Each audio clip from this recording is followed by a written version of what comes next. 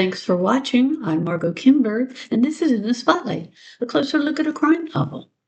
An element of fantasy in a crime novel can add layers of interest to a plot.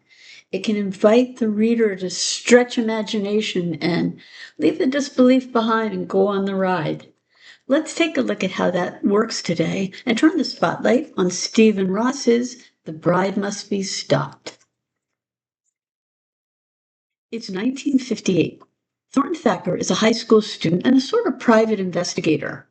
One day, he accidentally bumps into a new student called Carolyn Greer and is smitten right away. At the time, he's got a new case. A fellow student has lost his dog and wants Thacker to find it.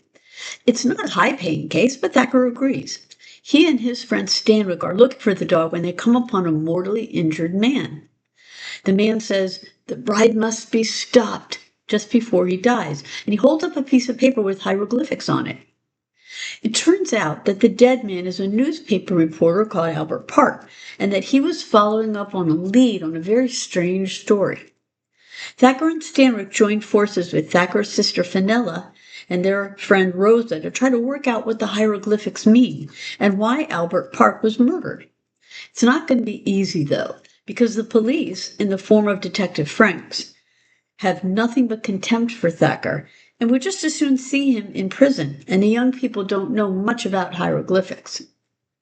Then, unexpectedly, Carolyn Greer seeks Thacker out.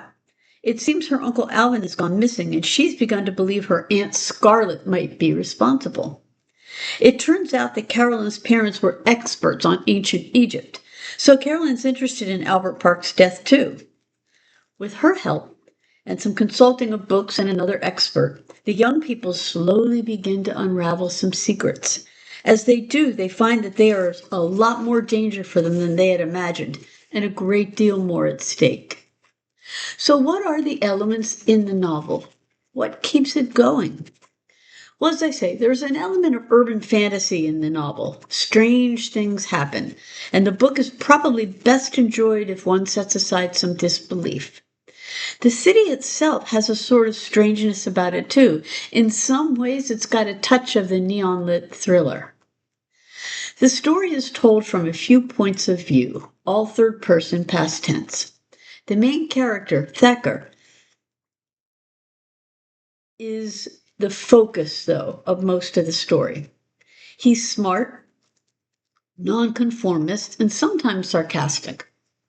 He doesn't care much what authority figures think of him, and he and his friends don't have a problem skipping classes or lying to their families when they're investigating, but he has some compassion, and he does care about Carolyn. He and his friends have a solid bond, too, and they look after each other. In fact, they play in a band together. There is dark humor in the book and several witty observations, but it's not a light read. There is real danger, and although the violence in the novel isn't gratuitous, it's definitely there. The mysteries at hand, what happened to Albert Park and Uncle Alvin, are all related. And as the young people get to the truth, they find that there's a link to the past.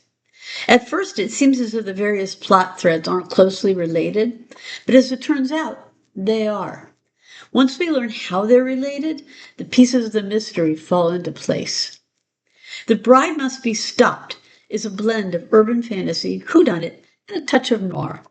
It features a mean street sort of cityscape, a set of murders with strong links to the past, and an unconventional protagonist who works with his friends to get the answers.